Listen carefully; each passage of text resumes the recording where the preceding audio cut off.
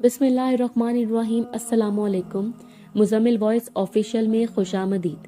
خانپور کے نواحی گاؤں میں واقع وہ ایک کنال پر مشتمل اچھا خاصا بڑا سا گھر تھا۔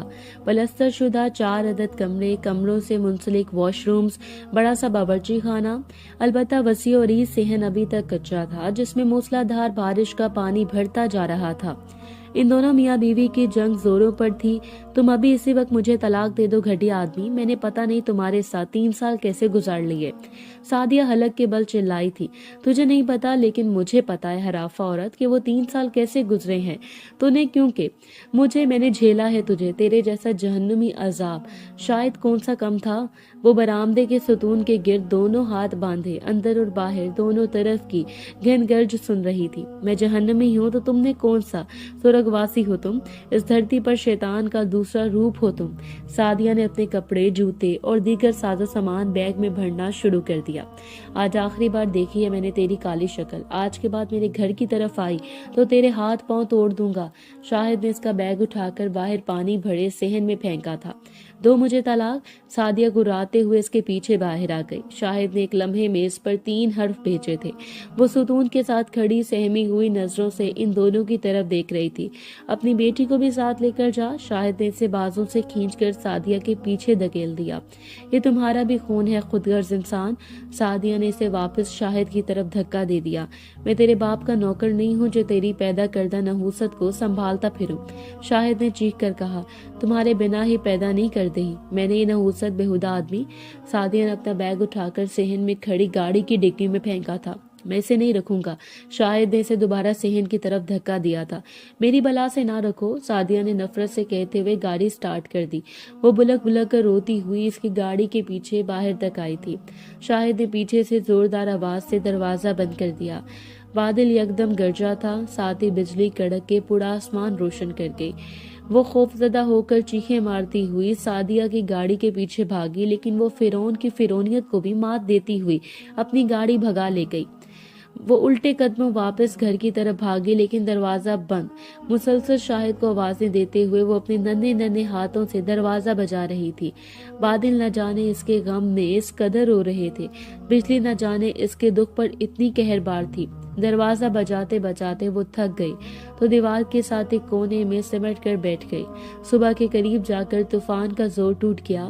کھیتوں پر جانے کے لیے جب شاہد نے اسے گھر کا دروازہ کھولا تو وہ دیوار کے ساتھ گری سو رہی تھی، 3 سالہ مریم صدف، معذور، پاگل اور نکارہ۔ سعدیہ رحیم یار خان کی رہائشی تھی جبکہ شاہد خانپور کا رہنے والا تھا۔ سعدیہ اپنی 5 بہنوں میں نہ صرف سب سے خوبصورت تھی بلکہ ذہین بھی تھی۔ BA کرنے کے بعد اس نے اپنے ماں باپ سے ضد کر کے اسلامیہ یونیورسٹی بہاولپور میں MA پولیٹیکل سائنس میں داخلہ لے لیا۔ وہاں اس کی ملاقات آصف مرتضیٰ سے ہوئی۔ وہ سیاسی اثر و رسوخ رکھنے والے بڑے اونچے خاندان سے تعلق رکھتا تھا۔ سعدیہ اور آصف ایک دوسرے کے قریب آ گئے، لیکن سعدیہ کے ماں باپ نے اس کا MA مکمل ہوتے ہی اس کی شادی شاہد نذیر سے کر دی جو خانپور میں 5 ایکڑ زمین کا مالک تھا۔ پہلے دن سے سعدیہ اور شاہد کے آپس میں نہ بنی۔ آئے روز لڑائیاں، آئے روز جھگڑے، دنگا فساد، گالم گلوچ، اور ان کے آپس کی اسی بگاڑ کی دوران مریم اس دنیا میں آ گئی۔ پہلے دن سے وہ ان دونوں کے لیے رحمت کی بجائے نحوست تھی۔ سعدیہ نے کبھی دل سے اسے اپنی اولاد تسلیم نہیں کیا تھا، کبھی اسے پیار سے گود میں نہیں اٹھایا، کبھی محبت سے اس کا ماتھا نہیں چوما، بس ہر وقت اس سے بیزار ہوئی رہتی تھی۔ یہی حال شاہد کا تھا، اسے تو شاید اپنی بیٹی کا نام بھی نہیں پتا تھا۔ مریم 2 سال کی ہوئی تو آصف دوبارہ سعدیہ کی زندگی میں چلا آیا۔ اس نے اپنے باپ کی سیٹ پر MNA کا الیکشن لڑا تھا اور جیت گیا تھا۔ اس نے شادی شدہ ایک بیٹے کا باپ ہونے کے باوجود سعدیہ کو پرپوز کر دیا۔ سعدیہ تو پہلے ہی ناک تک بھری بیٹھی تھی۔ اس نے مریم سمیت ہر چیز کو ٹھوکر ماری اور اس طوفانی رات میں شاہد سے طلاق لے کر آصف کے پاس چلی آئی۔ عدت ختم ہوتے ہی ان دونوں نے شادی کر لی۔ شاہد نے کچھ دن تو مریم کو جھیلا، پھر اسے اس کی نانی کے پاس چھوڑ گیا۔ چند دن بعد نانی چل بسی اور سعدیہ کے اکلوتے بھائی نے اسے واپس خانپور بھجوا دیا۔ جب تک شاہد کی ماں زندہ رہی مریم کو جیسے تیسے سنبھالتی رہی، اور جب دم توڑ گئی تو شاہد کی دوسری شادی کر کے مریم کو اس کی دوسری بیوی کی گود میں ڈال کر خود موت کی نیند سو گئی۔ شاہد کی دوسری بیوی کا نام سائمہ تھا اور وہ سعدیہ سے بھی 4 ہاتھ آگے تھی۔ وہ بھلا کیوں سنبھالتی اپنی گود میں پڑا ایک معذور اور نکارہ وجود؟ اس نے کبھی مریم سے گالی اور تھپڑ کے بغیر بات نہیں کی تھی۔ हफ्तों तक वो इसके कपड़े नहीं बदलती थी। ऊपर तले इसके 3 बच्चे हो गए तो इसकी तवज्जो मरियम पर से बिल्कुल खत्म हो गई।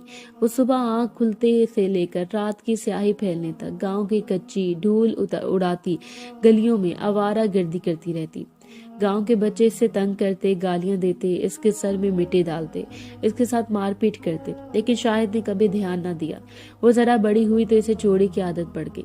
शाहिद को आए रोज इसकी शिकायतें मिलती और वो इसे रुई की तरह धंग कर देता। इसके चेहरे और जिस्म पर जख्मों के निशान होते थे। शाहिद की मारें खा खा के वो ढीठ होगी। उम्र के 10वें साल को पहुंची तो इसने अपनी माँ के इस कदर इसने उसकी तरह बुत निकालना शुरू कर दिया। उसका कद निकल गया, हसीन से हसीन तर होती चली गई। शाहिद और साइमा की मुसीबतों में और इजाफा हो गया। आए रोज वो इसे किसी न किसी के चुंगल से छुड़वा कर लाता। आए रोज वो कहीं न कहीं से बिना दुपट्टे के नंगे सर बरामद हो रही थी। आए रोज इसकी कमीजों के बटन टूटे हुए मिलते। साइमा कभी इसकी कमीजों के गले और घेरे आगे से रफू करती और कभी पीछे से, और फिर शाहिद ने इसके पाँव में लोहे की जंजीर डाल दी, लेकिन बेसुध। टखनों पर से गोश्त छिल जाता और खून रसने लगता और वो रो होकर पूरा घर सर पर उठा लेती थी। वो गर्मियों की एक चिलचिलाती हुई दोपहर थी। गर्म लू के थपेरे चेहरों को झुलसा रहे थे। आमों का मौसम अपने उरूज पर था और पीले पीले आमों से लदे बुलंदो बाला दरख्तों की छांव किसी जन्नत की तरह थी। बड़ी मुश्किलों से इसने पत्थर और लकड़ियां मार मार कर एक बड़ा सा पीला आम नीचे गिराया और इसे लेकर खाले की तरफ आ गई। पहले तो इसे खाले के ठंडे ठार पानी से धोया, फिर दोनों टांगे पानी में लटकाकर बैठ गई। इसका स्कार्फ न जाने कहाँ गिर गया था। खाले की एक तरफ नू के दरख्तों की कितारें थी और दूसरी जानिब गंदम के वसीय और रीस खेत थे जहाँ गंदम की कटाई हो रही थी। अभी कुछ ही देर गुजरी थी कि खेतों से एक आदमी उठकर इसके पास चला आया। क्या कर रही है? वो बगौर इसे देखते हुए बोला। मरियम बस जोर से हंसती। इस आदमी ने एक और आम तोड़ा और इसके पास आकर बैठ गया। और लेगी, इसने मरियम को आम दिखाकर ललचाया था। वो फौरन इसके करीब हो गई। वो आदमी धीरे धीरे इसके कमर पर हाथ फेरने लगा। मरियम पूरी तरह आम खाने में मगन थी। कमर से होते हुए इसके हाथ मरियम की गर्दन तक पहुंच गए और इससे पहले कि वो अपने इस इंसान होने की आखिरी हद भी फैलांग जाता, दरख्तों के झुंड से शाहिद अपनी रेड़ी पर चारा रखे नमूदार हुआ था। इसने दूर से मरियम को देख लिया। ओए, क्या कर रहा है? वो भागता हुआ खाले की तरफ आया। शाहिद भाई, मैं तो। शाहिद के दर पे मुक्कों ने इसे बुकला दिया। कुत्ते जलील, शाहिद ने इसे गालियां दे दी। शाहिद भाई, इसकी कमर पर बिच्छू चढ़ गया था, मैं तो बस वो उतार रहा था। वो आदमी बमुश्किल इसके चुंगल से निकलकर खेतों की तरफ भाग गया। और तू आवारा लड़की! शाहिद के जोरदार थप्पड़ से वो गुड़ाप के इसे खाले में गिर गई। बेदरेगी से दंकते हुए वो घर ले आया था। साइमा, साइमा! वो बुखला कर अंदर आ निकली थी। मेरे मुंह पर कालक मल देगी एक दिन, बांध कर नहीं रख सकती इसे। 2-3 साइमा के भी ठुक गई। मैं क्या करूं? कहाँ तक इस कमीनी के पीछे भागूं? साइमा उल्टा इस पर बरस पड़ी थी। आइंदा मुझे बाहर नजर आई तो उसके साथ तेरी भी टांगे तोड़ दूंगा। वो बकता झुकता अंदर चला गया। ये इख्तिताम नहीं था, वो बड़ी होती जा रही थी और खूबसूरत होती जा रही थी। वो दिसंबर की एक धुंध आलूद खुनक से शाम थी जहां आसमान पूरी तरह धुंध और बादलों से घिरा हुआ था। साइमा चूल्हे के पास बैठी रोटियां पका रही थी। इसका छोटा भाई अली कुछ दिनों के लिए इसके पास रहने आया हुआ था। अली 3 भाइयों और 5 बहनों में सबसे छोटा था। ना दिल लगाकर पढ़ाई की और ना कोई काम धंधा किया। गलत सोहबत में पड़कर चोरी चकारियों पर लग गया। इसकी वजह से आए रोज पुलिस इनके घर के चक्कर काटती। सो तंग आकर दोनों भाइयों ने इसे निकाल बाहर किया। आपा कसम से जानवर जैसा सलूक करते हैं दोनों भाई मेरे साथ। खालदा भाभी ने पिछला पूरा हफ्ता मुझे रोटी नहीं दी।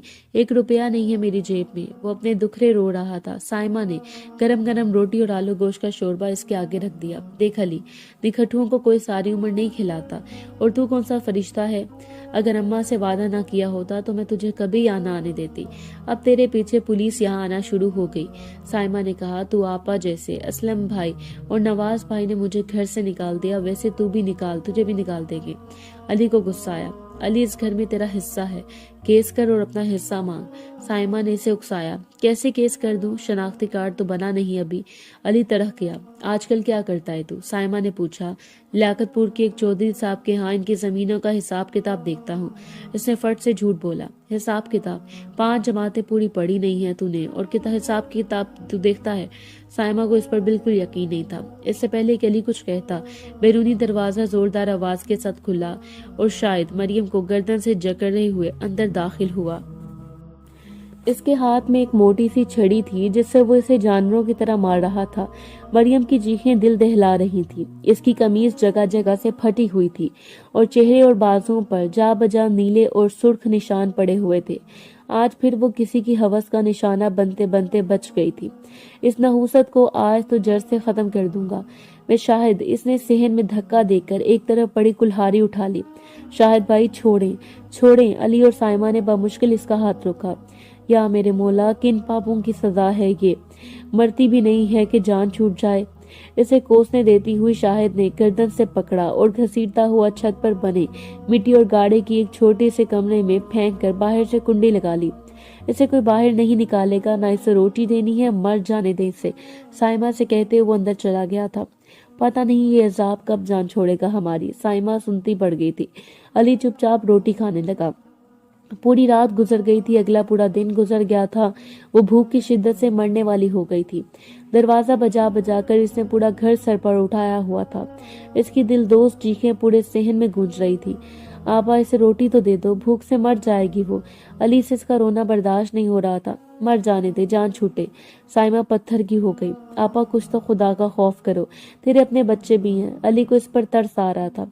साइमा चुपचाप अपना काम करती रही। आखिर अली की बस हो गई थी। वो सीढ़ियां चढ़कर ऊपर आया और दरवाजे की कुंडी खोल दी। वो इसे देखकर एकदम चुप हो गई थी। जगह जगह से फटे हुए कपड़े, इन पर जा बजा लगा हुआ खून। वो शायद सर्दियों की शिद्दत से सारी रात उल्टियां भी करती रही थी। अली को इस पर बेपनाह तरस आया। वो इसे लेकर नीचे आ गया और वॉश बेसिन के सामने खड़ा करके इसका हाथ मुंह धुलवाया। आपा, इसके कपड़े बदलवा दे, इसने साइमा से कहा था। तुझे इसकी फिक्र करने की कोई जरूरत नहीं है, इसका बाप अभी जिंदा है। साइमा ने कहा, हाँ देखा है मैंने इसका बाप, जिसने मार मार कर इसका ये हाल कर दिया, जिसे एहसास तक नहीं कि इसकी बेटी 2 दिन की भूखी है। अली इस पर चढ़ दौड़ा। साइमा ने इसे घूरते हुए मरियम को कपड़े बदलवा दिए। अली ने पहले तो नीचे से एक चारपाई ले जाकर ऊपर कमरे में बिछाई, फिर इस पर गद्दा डाला और फिर मरियम को कंबल में लपेटकर दोबारा ऊपर ले गया। वो थर थर कांप रही थी। इसे बिस्तर में लिटाकर वो दोबारा नीचे आया। कटोरी में सालन निकाला, चाबी में रोटी रखी और साथ पानी का गिलास लेकर ऊपर आ गया। ले खा, इसने खाना मरियम के सामने रखते हुए कहा। वो पूरी रोटी उठाकर दांतों से कुतरना शुरू हो गई। अली को एक बार फिर इस पर तरस आया। इसे रोटी तक खानी नहीं आती थी। रुक, ऐसे नहीं खाते। अली ने इसके लिए लुकमा बनाया और शोरबे में भगोकर इसकी तरह बढ़ा दिया, जिसे इसने मुंह खोलकर अंदर कर लिया। अली धीरे से इसके मुंह खोलकर उसने अंदर अली धीरे धीरे से इसकी लुकमे बनाता चला गया। अली इसका बेहद ख्याल रखने लगा। इसने मरियम को हाथ मुंह धोना सिखाया, रोटी खाना सिखाया, स्कार्फ लेना सिखाया। इसे अपने छोटे छोटे काम खुद करने सिखाए। मरियम को सिर्फ तवज्जो और मेहनत की कमी थी। अली ने वो मोहब्बत भी दी, वो कमी पूरी कर दी। धीरे धीरे मरियम इसकी तरफ माइल होती चली गई। वो जो कहता फौरन मान लेती, वो जैसे कहता चुपचाप सर झुका देती। वो जिस काम से रोकता इस वक्त रुक जाती। सिर्फ अली के समझाने पर इसने घर से बाहर निकलना भी बहुत कम कर दिया। शायद ने सुख का लंबा सांस भरा था, लेकिन साइमा वो ठिठक रही थी। इससे मालूम था कि इसका भाई कोई फरिश्ता नहीं था, और वो वाकई कोई फरिश्ता नहीं था। वो मार्च का एक रोशन दिन था जब वो मरियम को बड़ी नहर की सैर करवाने ले आया। ठंडी ठंडी हवा के झोंके नहर के किनारे आगे सफेदे के दरख्तों से छेड़छाड़ कर रहे थे। सूरज की इमारत बहुत दिलफरेब थी। मरियम खुशी से झूमते हुए नहर के किनारे आके घास पर भाग दौड़कर खेलने लगी। अली को एक कॉल करनी थी। वो अपना मोबाइल कान से लगाए नहर के पुल पर चला गया। हेलो, इसने कहा। कैसे शहजादे? दूसरी तरफ से आवाज आई थी। फिटफाट, मुझे और कितनी देर छुपना है? इसने पूछा। जब तक शाह भाई कहेंगे, दूसरी तरफ वाले ने कहा। 2 महीने तो हो गए, इसने बेजारियत से कहा। स्मगलिंग का केस है काके, थोड़ा धीरज रख, दूसरी तरफ वाले ने कहका लगाया था। अली ने कुछ देर इससे बात करके कॉल कट कर दी और मरियम की तलाश में इधर उधर नजरें घुमाई। वो इससे जरा दूर सब्ज घास पर एक दरख्त की तने से टेक लगाए बैठी थी।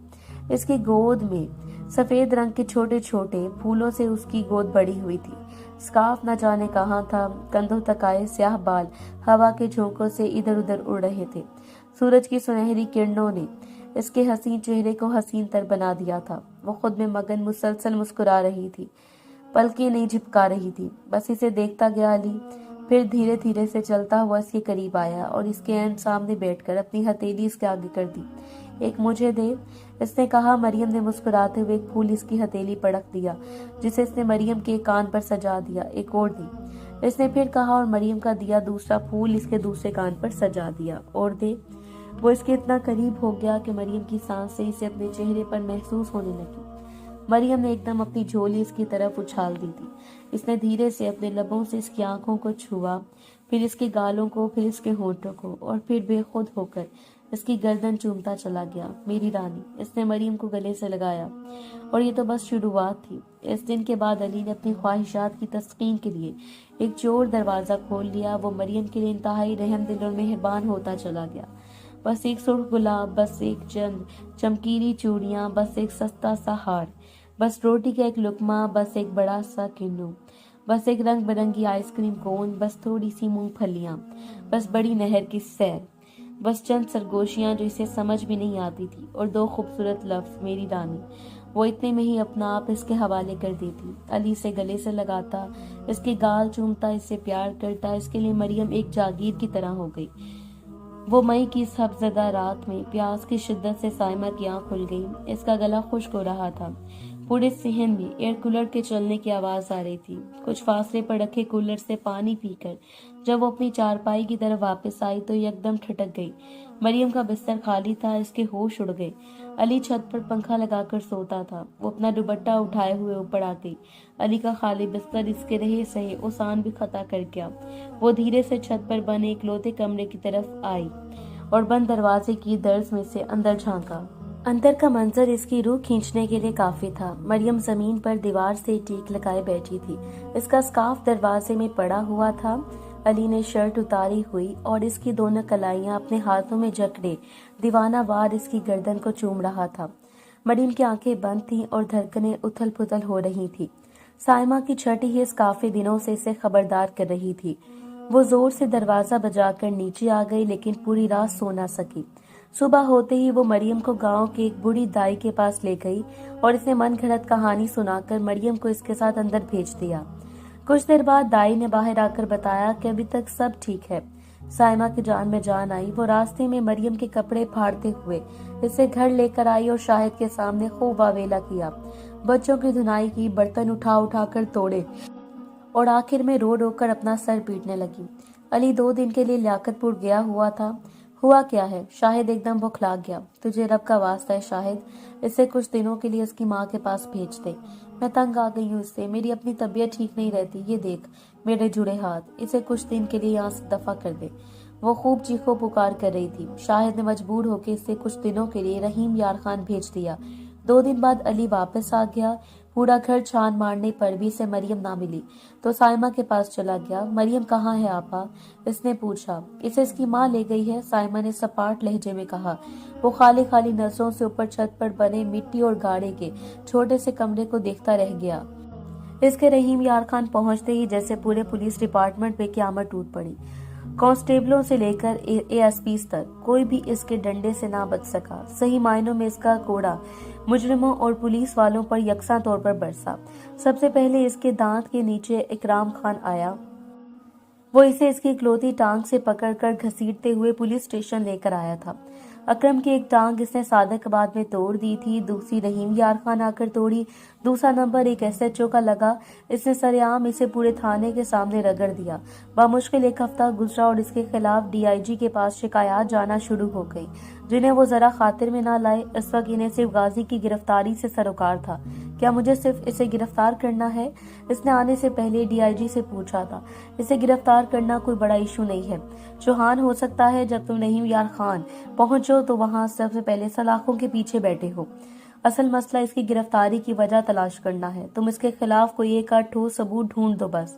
ڈی آئی جی نے کہا. وہ سرعام جرم کرتا ہے اور جرم کر کے بھاگتا نہیں ہے, ڈرتا بھی نہیں ہے, جم کر کھڑا ہو جاتا ہے. اگر تم اس کے سر پر پستول رکھو گے تو وہ آرام سے ہاتھ کھڑے کر دے گا, چپ چاپ تمہارے ساتھ آ جائے گا. جب تک تم چاہو گے سلاخوں کے پیچھے بیٹھا رہے گا, کیونکہ اسے پتا ہوتا ہے کہ اسے بس اپنی نیند پوری کر کے وہاں سے چلے جانا ہے.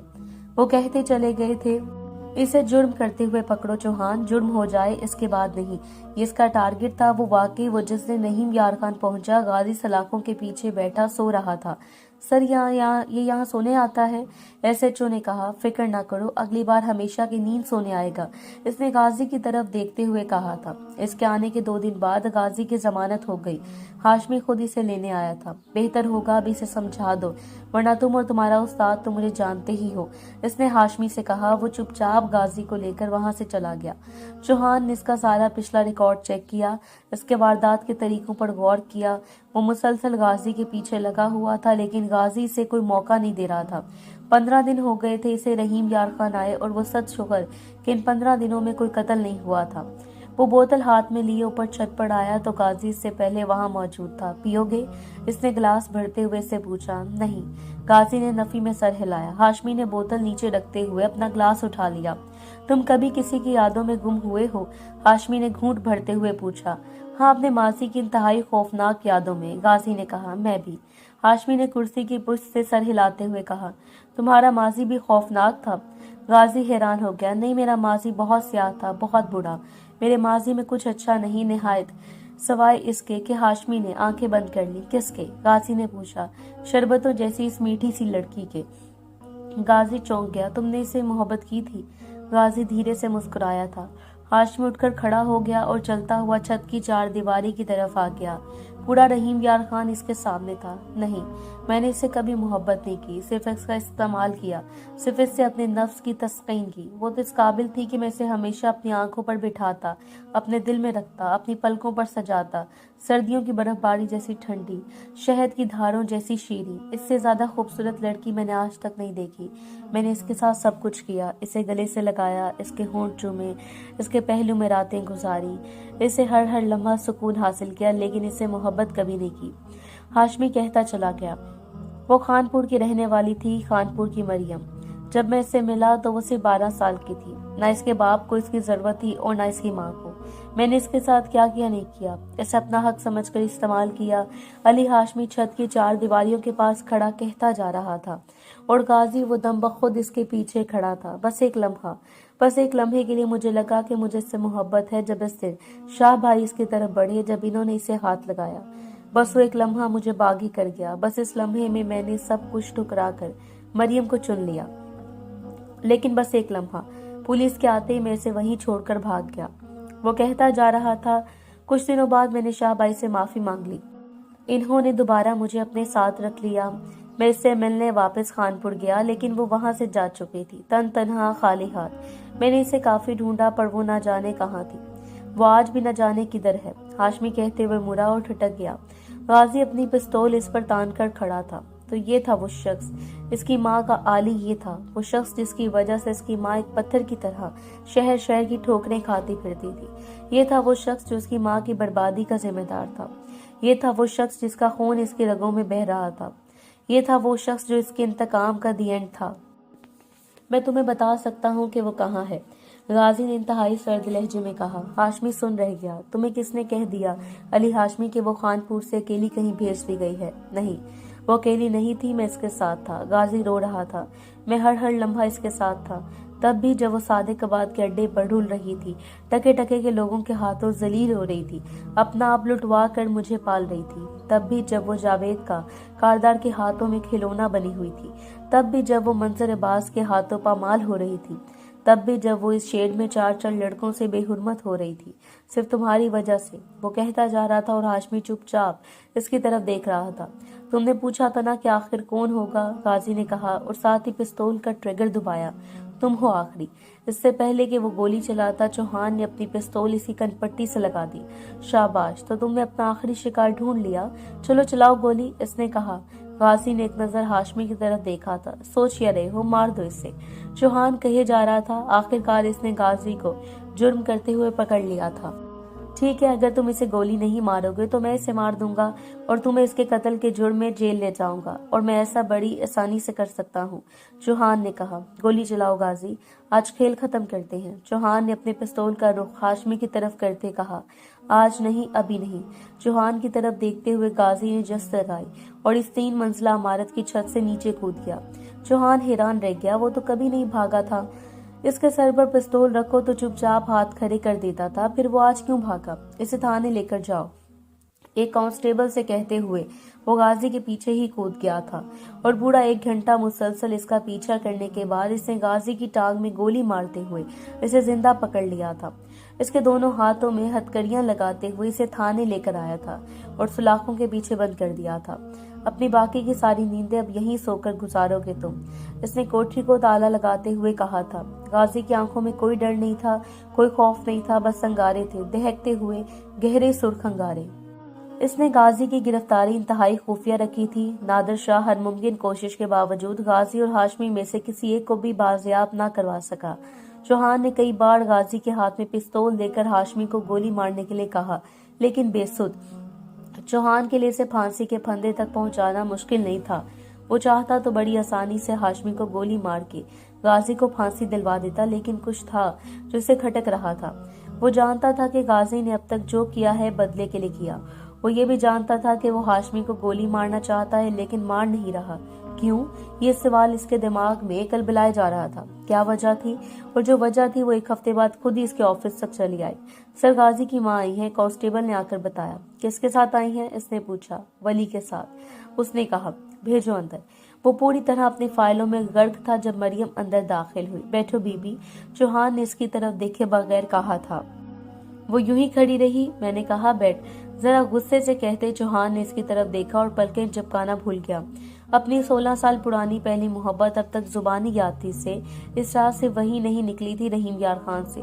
वो खुद भी हमेशा के लिए घर छोड़ आया था। मीर आसिम मुर्तजा के दिए सारे ऐशो आराम को ठोकर मार आया था। कसम खाया था कि जिंदगी में कभी रहीम यार खान वापस नहीं जाएगा। कहाँ कहाँ नहीं ढूंढा था इसने उसे, पर वो उसे कहीं नहीं मिली थी। वो धीरे से अपनी नशिश से खड़ा हुआ और इसके करीब आ गया। कुर्सी खींची और इसका बाजू पकड़ के कुर्सी पर बिठा दिया। स्याह पड़ती रंगत, लरसते हुए होंठ, अंदर को धंसी हुई आंखें और कांपता हुआ वजूद, वो बस इसे देखता रह गया। कुछ लम्हों बाद इसने अपनी मेज पर पड़ी सैंडविच की प्लेट में से एक टुकड़ा तोड़ा और इसकी तरफ बढ़ा दिया। आली, इसके लब हिले थे और ऐसे मुर्तजा चौहान वो टुकड़ा हाथ में लिए फूट फूट कर रो रहा था। इससे आज भी सिर्फ आली याद था। वो इस रात पुलिस स्टेशन रुक गई है। इसके साथ सिर्फ एक SHO और 2 कांस्टेबल ऑन ड्यूटी थे। रात के 11 बज रहे थे जब इसने गाजी को अपने ऑफिस में बुलवाया। वो हथकड़ियों समेत इसके सामने आ खड़ा हुआ, बिल्कुल खामोश, बिल्कुल चुप। दिसंबर के आखिरी दिन थे। बाहर गरज चमक के साथ मूसलाधार बारिश हो रही थी। मुझे आज पता चला कि तुमने हाशमी को मेरे कहने पर गोली क्यों नहीं मारी, इसने गाजी की तरफ देखते हुए कहा। क्योंकि तुमने अपनी माँ के सामने गोली मारना तुम चाहते थे ना, इसने कहा। गाजी अब भी कुछ ना बोला। वो अपनी कुर्सी से उठा और धीरे धीरे चलता हुआ अपने ऑफिस की खिड़की के पास जा खड़ा हुआ। बारिश के कतरे जोरों शोर से खिड़की के शीशे से टकरा रहे थे। तुम कहते हो ना हाशमी तुम्हारी लिस्ट का आखिरी बंदा है, वो बोलना शुरू हुआ था। तुम ऐसा इसलिए कहते हो क्योंकि तुम्हें सिर्फ वो सब याद है जो तुमने अपनी आंखों से देखा। तुम्हें सिर्फ जावेद कारदार याद था, मंजर अब्बास याद था, वो चारों लड़के याद थे, सादिक बाद बस अड्डे के वो सब चेहरे याद थे जिन्होंने तुम्हारी माँ को रोल कर रख दिया था। लेकिन इससे पहले जो हो चुका था वो तुम्हें पता नहीं। वो कहता जा रहा था तुम्हारी लिस्ट में पहले नंबर पर वो शख्स होना चाहिए था जिसने पैदा करने के बाद अपनी इंतहाई मासूम और खास बेटी को गांव की कच्ची गलियों में आवारा फिरने के लिए छोड़ दिया, जिसने कभी इसे जाल बिछाकर बैठे हुए हवस की शिकारियों से बचाने की कोशिश नहीं की, जो कभी इसका साहिबान न बना, जो इससे बेटी मानने से मुकर गया, जिसे इसने तनहा खाली हाथ एक अनजान शहर में ये सोचे बगैर भिजवा दिया कि वो आखिर कैसे अपनी हिफाजत करेगा।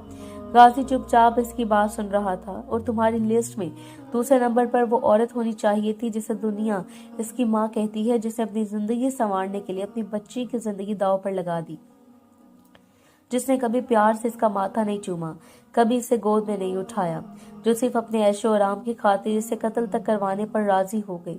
وہ کہتا جا رہا تھا، اور تمہاری لسٹ کا آخری بندہ ہاشمی نہیں ہونا چاہیے بچے، تمہاری لسٹ کا آخری بندہ اس شخص کو ہونا چاہیے جس نے تمہاری ماں سے محبت کرنے کا دعویٰ کیا لیکن اسے ثابت نہ کر سکا، دنیا کے ڈرانے سے ڈر گیا، جس نے تن کو دنیا کا مقابلہ کرنے کے بجائے ڈر کر تمہاری ماں کو آگ میں جھونک دیا۔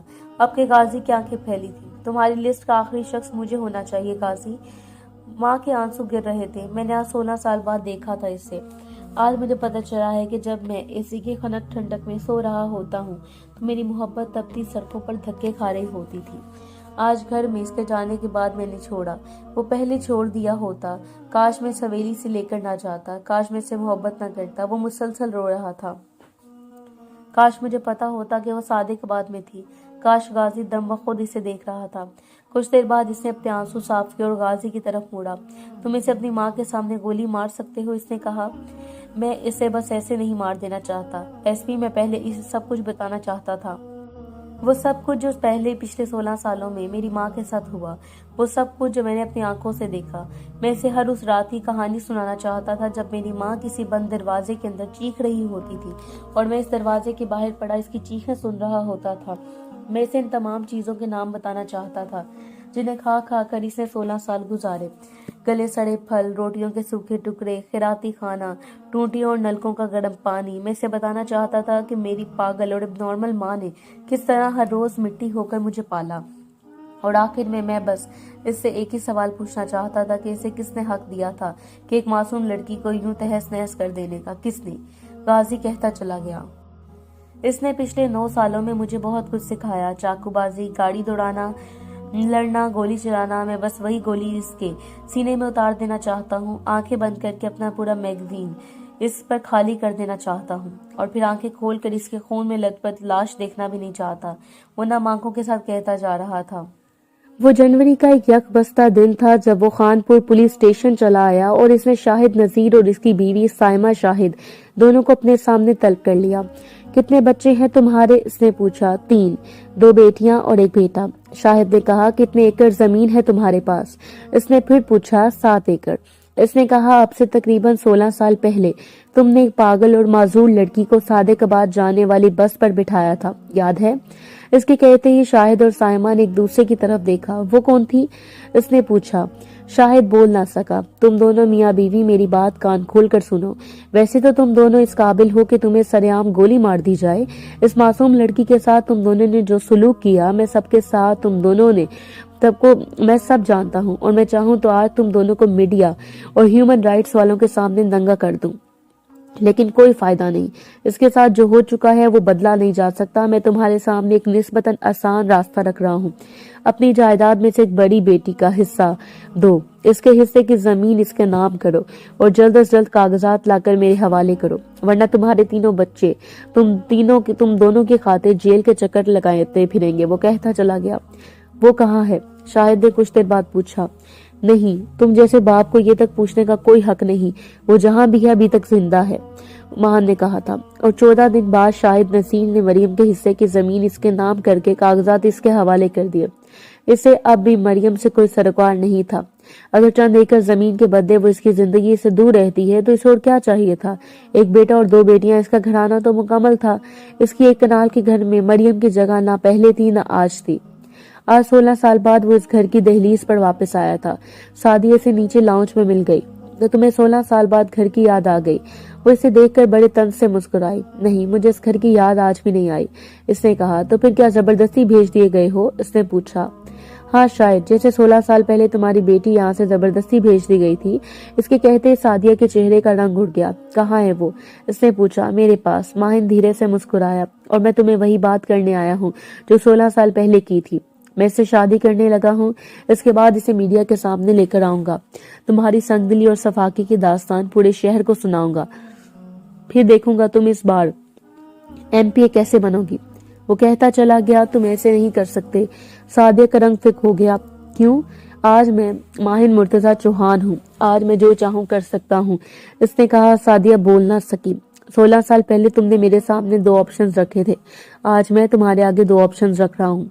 50 करोड़ रुपए मरियम के अकाउंट में और बहावलपुर में एक घर, बिल्कुल इस घर जैसा, या फिर तुम्हारी बर्बादी।